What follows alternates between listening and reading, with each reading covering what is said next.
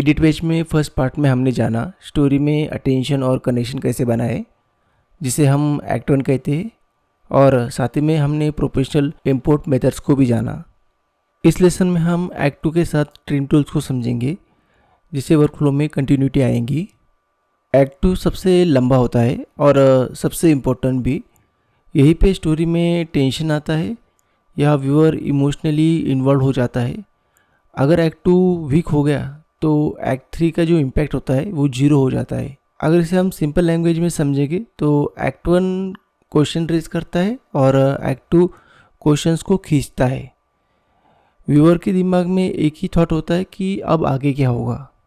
अब हम हमारे स्टोरी के सेकंड पार्ट को कंटिन्यू करते हैं। वो आदमी घर में बैठा है और खामोशी है और अपने बेटी की यादों में खोया है। यहीं से कॉन्फ्लिक्ट शुरू होता है और इमोशनल बीट होता है। एक्ट 2 के लिए हम नई टाइमलाइन बना लेते हैं, क्योंकि प्रोफेशनल एडिटर्स एक ही टाइमलाइन में सब कुछ नहीं मिक्स करते हैं। इस टाइमलाइन को हम नाम देते हैं एक्ट 2। अब बात आती है ट्रिमिंग की। गलत ट्रिम से स्टोरी वीक होती है, सही ट्रिम से स्ट्रॉन्ग इमोशन आता है। इसलिए ट्रिमिंग टूल्स को समझना ज़रूरी है।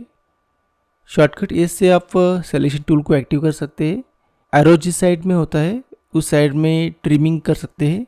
अगर इसे सेंट्रल में रखोगे दोनों क्लिप को ये इफेक्ट करेगा। इसके बाद आता है रिपल ट्रिम। इसके एक्टिव करने के लिए शॉर्टकट टी का इस्तेमाल करें। ये हर प्रोफेशनल एडिटर का फेवरेट होता है, क्योंकि ये ट्रिम करता है बिना टाइमलाइन के फ्लो को बिगाड़े। कर्सर ऊपर ले जाओ तो ब्रैकेट के अंदर का ट्रिम करता है, और कर्सर को नीचे ले आओ तो ब्रैकेट के आउटसाइड में। इसके बाद का टूल है ब्लेड टूल। शॉर्टकट की है इसके लिए बी।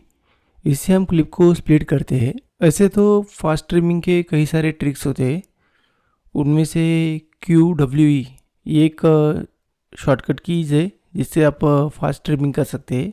बिगनर शुरू में ये शॉर्टकट्स को इग्नोर कर देते हैं, पर स्पीड यही से आती है। क्यू से हम प्ले हेड के जो लेफ्ट साइड होता है उसको कट कर सकते हैं।